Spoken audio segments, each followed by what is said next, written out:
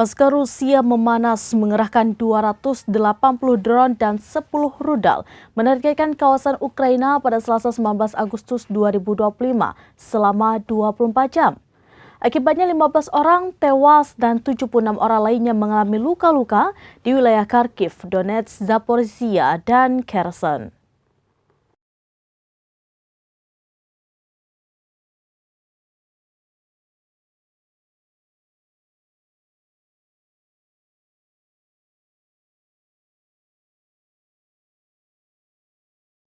Pasukan Rusia memanas mengerahkan 280 drone dan 10 rudal menargetkan kawasan Ukraina pada Selasa 19 Agustus 2025 selama 24 jam.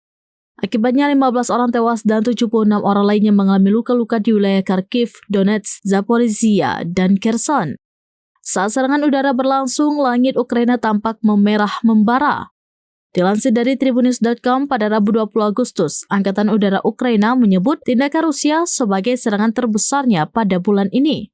Wilayah Poltava dilaporkan terkena dampak paling parah, yakni lebih dari 1.500 penduduk kehilangan akses listrik. Sementara itu di Chernihiv, drone merusak infrastruktur dan mengganggu pasokan listrik. Terkait hal itu, Menteri Luar Negeri Ukraina Andriy Sybiha mengutuk serangan Rusia.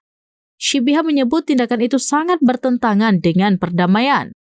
Mengingat saat ini Presiden Amerika Serikat Donald Trump tengah berupaya untuk memajukan perdamaian dan sedang berlangsung di Washington.